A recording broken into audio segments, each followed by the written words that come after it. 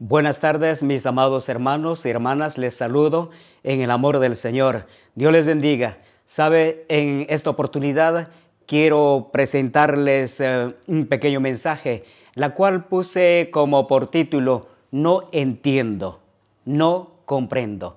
¿Por qué razón? ¿Qué es el causa para no entender? Sabemos por las Escrituras que Dios tuvo una fluida comunicación, una amplia y clara comunicación con su creación, que es Adán y Eva allá en el huerto de Edén. ¿Verdad que sí? Y para esto pues se tenía que emplear un idioma adecuado. Dios le dio un idioma adecuado a Adán y Eva, y así que esa comunicación pues era entendible. Pero sucede el caso, cuando pasamos a Génesis capítulo 11, Dios sorprende a todos los habitantes de Sinar, dándoles idioma a todos para que no continúen con ese proyecto que humanamente habían planificado. Entonces, cada cual, ahora como no se comprendían, como no se entendían por este idioma, tenían que cada cual marcharse por su lugar y por su destino. Interesante. Así que para hablar de no entiendo, quiero compartirles unas 4 etapas que he considerado con usted. Primeramente, hablar del autor. El autor exclusivamente de la palabra de Dios es Dios mismo. Es Él mismo el interesado de comunicarnos, de hablarnos sus planes, su proyecto o su amor que tiene para con toda la humanidad, por supuesto que sí. Aquel que empleó la palabra para crear todo en estos tiempos, así que está inspirando a hombres a los que Él ha seleccionado para que de esta manera su mensaje llegue a toda la humanidad. De pronto tenemos a Jesucristo en el Nuevo Testamento dando la gran comisión de ir y hacer discípulos a todas las etnias del mundo. Mira que en estos tiempos encontramos más de 20,000 etnias en el mundo. Esas naciones que está traducido en el español, etnias en el mundo. Y sabes, hasta la etapa se ha logrado un 50% de llegar a estas etnias. Dice 2 de Timoteo capítulo 3 versículo 16, toda la escritura es inspirada por Dios. Y continúa, ¿para qué es la utilidad? Inspirada por Dios. El autor exclusivo de la palabra de Dios es Él mismo. Pasamos a la siguiente etapa de los escritores. En la Biblia, pues en el idioma original, Dios utilizó unos 40 escritores, 40 hombres para que se dedicaran a escribir el mensaje para la humanidad. Dice 2 de Pedro capítulo 1 versículo 20 y 21, ninguna profecía de la Escritura es de interpretación privada. Porque nunca la profecía fue traída por voluntad humana, sino que los santos hombres de Dios hablaron siendo inspirados por el Espíritu Santo. Santos hombres de Dios, o sea, Dios mismo escogió, eligió, determinó quiénes van a escribir su mensaje para la humanidad, dirigido por el Espíritu Santo. Una vez esto, ahora la palabra de Dios ya hay completo tanto el Antiguo y el Nuevo Testamento. Entonces llega la siguiente etapa de los copistas, de los masoretas. ¿Qué es lo que hacían ellos? De copiar la palabra de Dios al mismo idioma sin cambiar. ¿Por qué? Porque el material que tenía ya se iba deteriorando y Dios tenía que seguir comunicando a toda una generación sucesiva.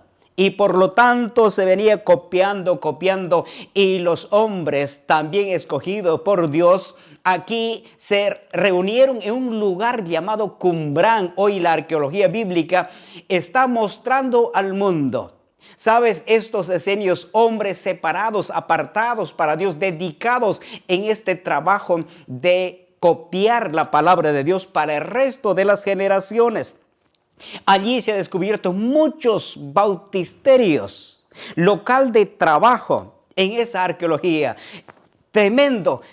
Se dice que cuando un masoreta terminaba de escribir en el material necesario, contaba las líneas. Contaba los párrafos y si en las líneas faltaba alguna letra o de lo contrario se pasaba uno más en cuanto a la cantidad de palabras de letras, entonces ese material los enterraban. El que copiaba tenía que ir otra vez al bautisterio a santificarse y después una vez más empezar a copiar. Una tremenda santificación, consagración y obra de trabajo muy especial. Pasamos el tiempo en cuanto a otro nivel que es ya no los copistas, sino los traductores.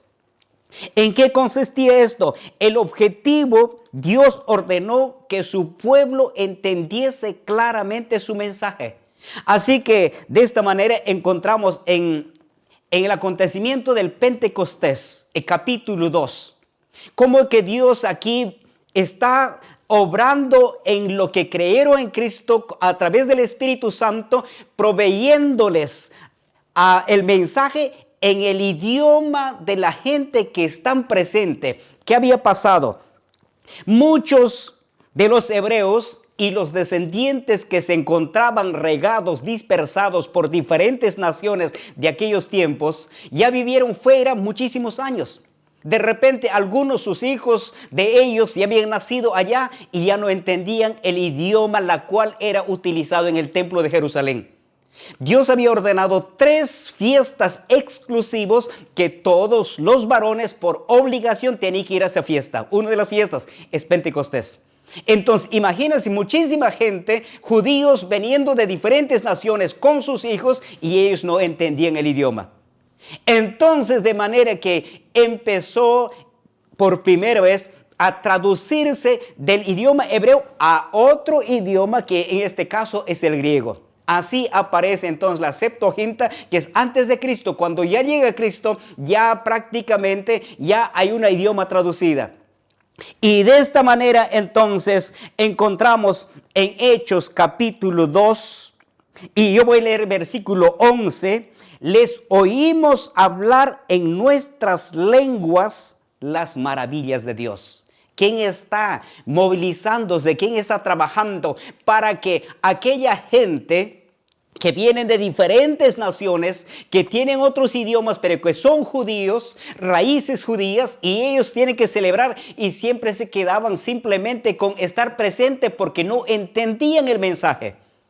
Hoy el Espíritu Santo en Pentecostés está dando el mensaje y cada uno están gozosos y contentos diciéndoles, oímos hablar las maravillas de Dios en nuestro propio idioma.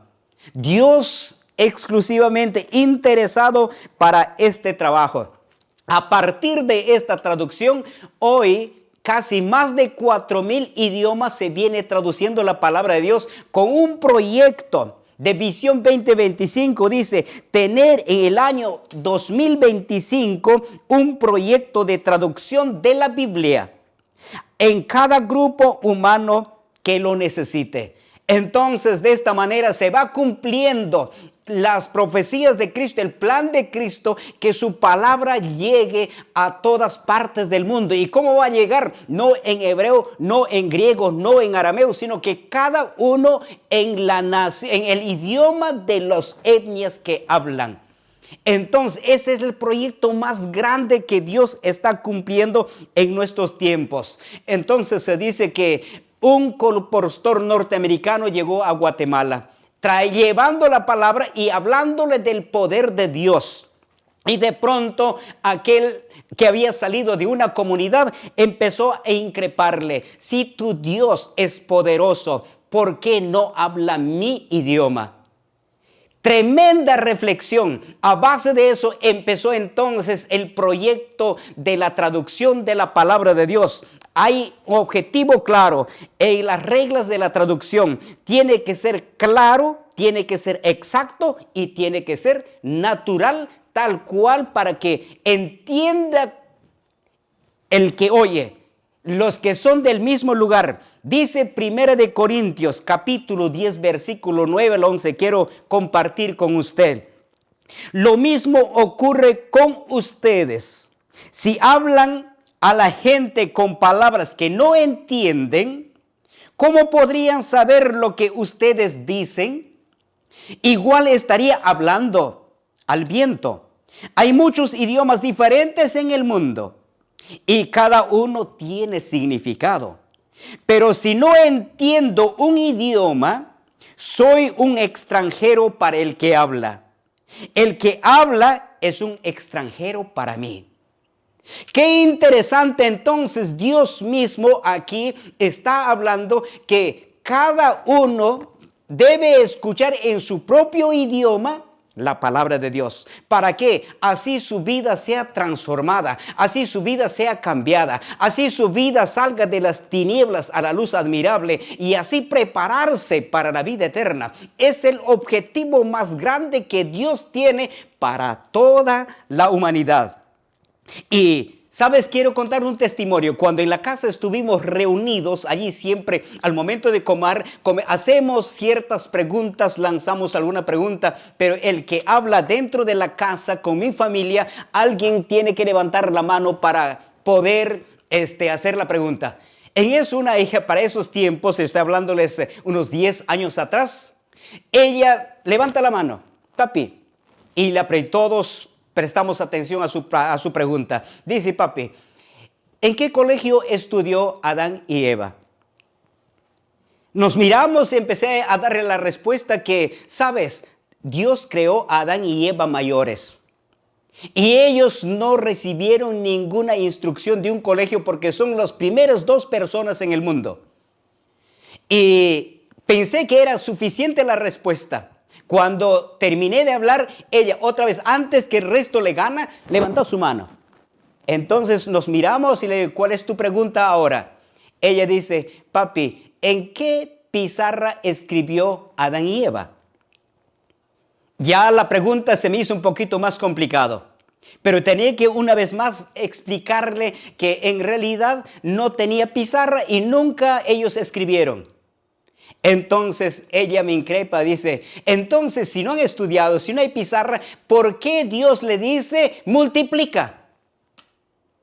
Es interesante la pregunta. De repente es una pregunta de niña. Para muchos de ustedes de repente esa pregunta no tiene mucho que ver. Pero para esta niña, como también para muchos de mis comunidades quechua hablantes, inclusive los líderes, tenemos ciertas cosas en las cuales aprender. Dice Génesis capítulo 1, 28. Dios los bendijo y dijo, y les dijo, fructificad y multiplicaos, llenar la tierra.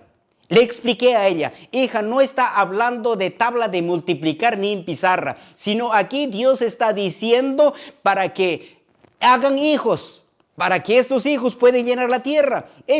Entonces, ¿por qué no dice así? ¿Para qué me hace engañar? ¿Para qué me miente? A veces la criatura piensa que le está mintiendo, sino no es asunto que está mintiendo, si es en cuanto lo que la palabra de Dios tiene una riqueza escritural.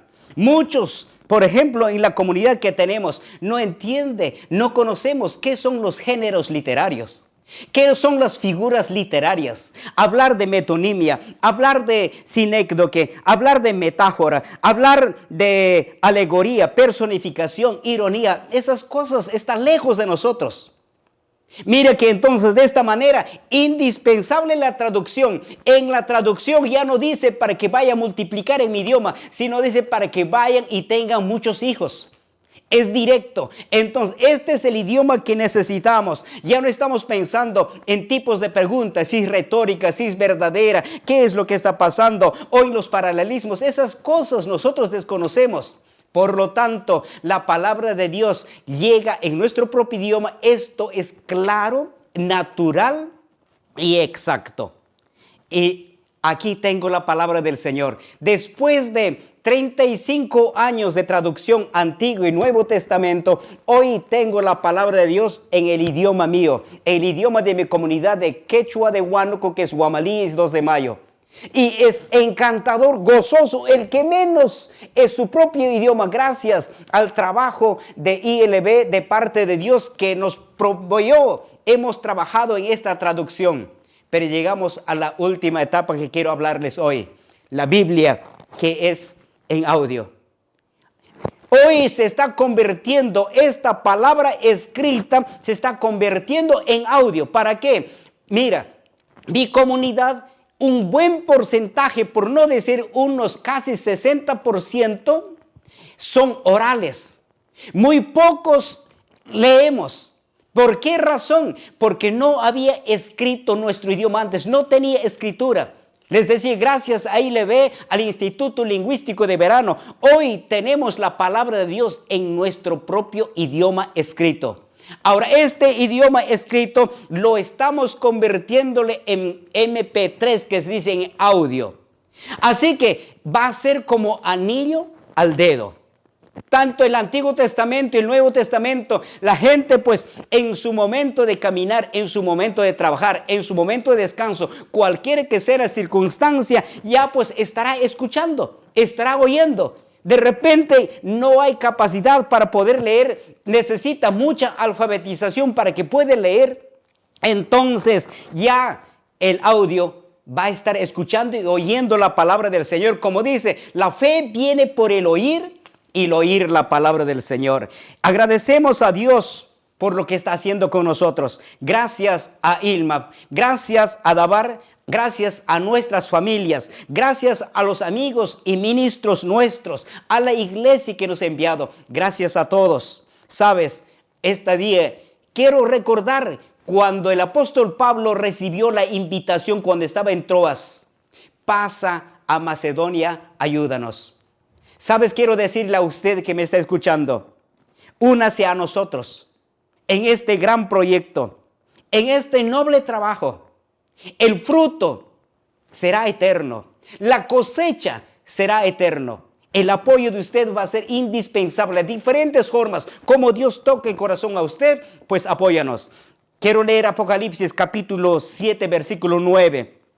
Después de esto vi una enorme multitud de todos los pueblos, de todas las naciones, de todos los tribus, de todas las lenguas, que eran tan numerosos que nadie podía contar, estaban de pie delante del trono y delante del Cordero. Vestían túnicas blancas y tenían en sus manos ramas de palmeras y gritaban con gran estruendo: la salvación viene de nuestro Dios que está sentado en el trono del Cordero. Nuestros quechua hablantes, todos estaremos disfrutando con gozo la eternidad en el Señor después que tengamos la palabra del Señor. No solamente en lo que podemos presentar en este material, también tendremos para celulares. Así que cuanto que salga, estaremos comunicando, estaremos distribuyendo y estará llegando en cada mano de nuestros hermanos quechua hablantes y de nuestra comunidad quechua hablante.